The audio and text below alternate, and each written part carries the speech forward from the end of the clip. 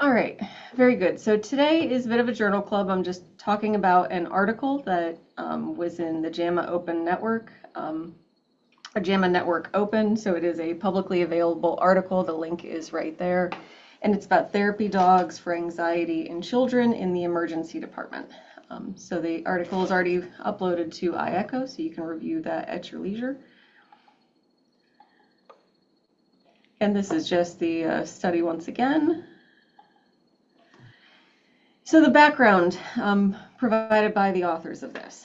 They note that children often experience anxiety and psychological distress when they have to visit the emergency room. This anxiety could be amplified by standard practices like having to get an IV, get testing done, phlebotomy, blood work. Approximately 15% of children require some type of chemical or physical intervention to allow those care processes to continue. Anxiety is both more common and more severe in children that have a chronic disease, psychiatric diagnosis, autism spectrum disorder, and/or cognitive impairment. And anxiety has been shown to worsen both the short-term and long-term outcomes of many chronic conditions, things like asthma or sickle cell. In addition to that, parental perception of their child's fear can amplify the stress response, negatively affecting the child's pain perception and their recollection of the entire emergency room visit, which in turn can contribute to long-term threat perception and future avoidance of emergency care. So one thing that emergency rooms do to improve the child and parental experience, and I did not dig into how many do this, but it is recommended through the American Academy of Pediatrics, to employ a certified child life specialist to help mitigate the fear and anxiety the child experiences by using play therapy, visual or auditory distractions, or other situationally appropriate techniques that are at a developmentally appropriate level. The Child Life Council on the American Academy of Pediatrics has designated child life programs as the standard in most large pediatric centers and even on some smaller pediatric inpatient units to address the psychosocial concerns that come along with hospitalization and other healthcare experiences. And the authors note that prior literature has demonstrated that human psychological stress can be reduced with exposure to animals. The studies have found reduction in stress using therapy dogs in more than one healthcare setting, but they note that most of those things have been demonstrated with adults.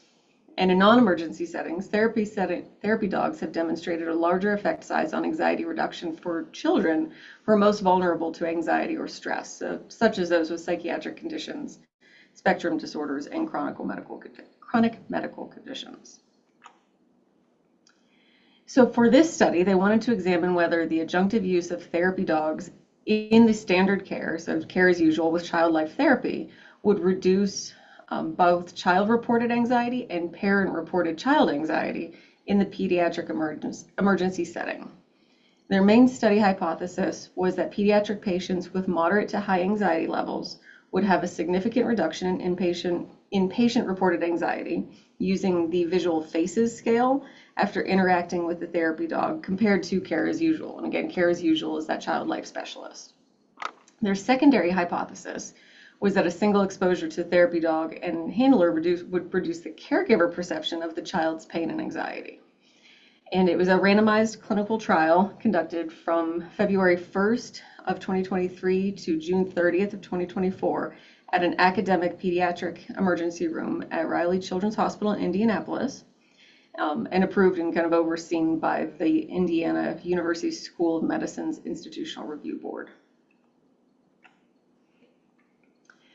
So all participants received this standard child life therapy, that was usual care.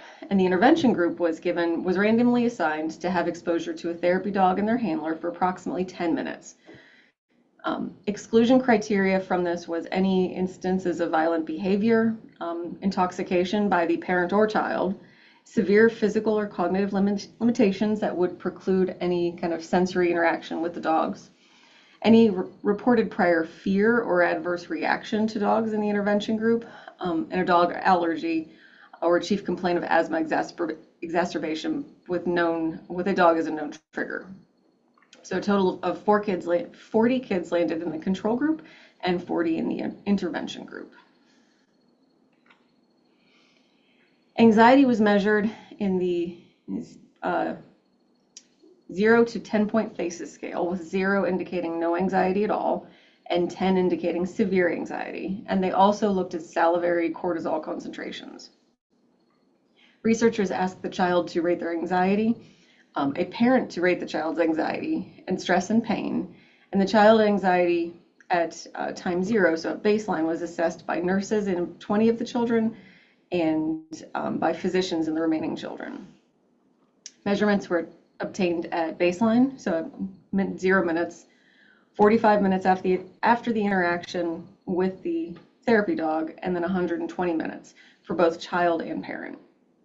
The primary aim was looking at the change in child-reported and parent-reported child FACES scores between T0 and T1, so that 45-minute marker.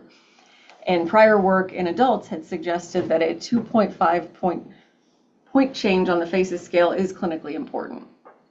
In addition to all of this, study personnel kept notes on the quality of the child and dog handler interaction, and the handlers reported their impression of the degree of engagement of the child with the dog, from anywhere from slightly, so like 2 to 3 touches, moderate 3 to 3 or more touches, engaged where they're constantly touching the dog or touching for more than 3 minutes, and then highly engaged where they're talking to the dog, maybe trying to play or touching the dog the entire time. They also looked at the use of anti-anxiety medication, with metazolam being the most commonly used medication in that particular pediatric ED. They also noted that ketamine was used for the facilitation of painful procedures at sedative doses, especially in some highly anxious young children who wouldn't tolerate a procedure with just a standard anti-anxiety plus local anesthetic. So any benzodiazepines, haloperidol, or droperidol was also documented for anxiety reduction. They did not record the use of clonidine. I couldn't find the FACES scale itself in the article, which frustrated me a little bit because I kind of like to be able to look to whatever they're trying to use to measure. But after I did a little bit of digging, I think this is probably pretty close to the one that they used. And I found this from a poster presentation in 2010, and you can see the link in the reference to that particular poster. So kind of like our pain scale, but also trying to get the kids to think about, like, if the left is the least scared face and the far right is the most scared face, like, how scared are you? How anxious do you feel? So the results were that at time 0, the groups were not really different in their FACES score. From time 0 to time 1, the child-reported anxiety had changed, where those who had interacted with the dogs had more of a change, a more significant reduction than did the controlled group. Similarly, the mean parent scores of the child's estimated anxiety reduced more in the intervention group than in the control group. And a total of 9 children in the control group had a larger than 2.5 reduction, that like clinically important reduction in the FACES score, versus twice as many kids, so 18 kids in the intervention group. At time 2, so that like 120 minutes later, the child-reported FACES scores were lower still for the intervention group than the control group. And more kids in the control group, so no interaction with the therapy dog, just the child life specialist, more of those kids ended up receiving ketamine, metazolam, lorazepam, or droperidol. So 14 versus 7, 14 in the control, 7 in the intervention. Child and parent salivary cortisol decreased from time 0 to time 1, but this was not significantly different between groups. And anxiety, interestingly, kind of as a side thing, anxiety levels on the FACES scale for clinicians, parents, and children all indicated that the clinicians and parents had overestimated the child's anxiety compared to the child's self-assessment, but the parents had a better strength of agreement with their children, which makes sense. So this is just kind of a summary slide, but you could see the main findings on the right, that care as usual interaction with child life specialist did help to reduce anxiety, but adding 10 minutes with the therapy dog helped even more. So why is this relevant to our work? Not necessarily, every once in a while we get somebody on our calls that joins us from the ER, but I think the bigger picture is that kids with chronic diseases are stressed enough, and the ER is stressful for everyone. And kids with anxiety is something that we see all too commonly. And therapy dogs can help alleviate some of that, which can help with overall outcomes, since we know that anxiety can worsen the short and long-term outcomes of chronic conditions. And as noted earlier, things like sickle cell anemia and asthma. And parental perception of their child's fear can amplify that stress response. So if we can get the parent's stress response down, if we can get the child's stress response down, everybody's going to be doing a little bit better.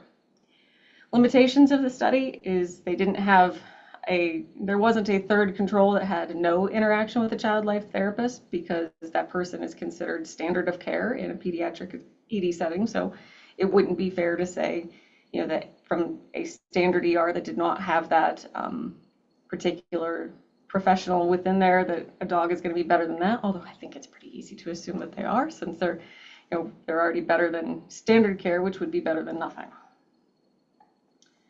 And I'll end on my completely biased opinion that, of course, dogs reduce anxiety more than care than usual for most people. And I will say for most, because obviously there are people that do not like dogs. There are people that are scared of dogs for good reasons. But I think most people are going to say that a therapy dog is going to make their day a little bit better. So I'll stop my share. I don't know if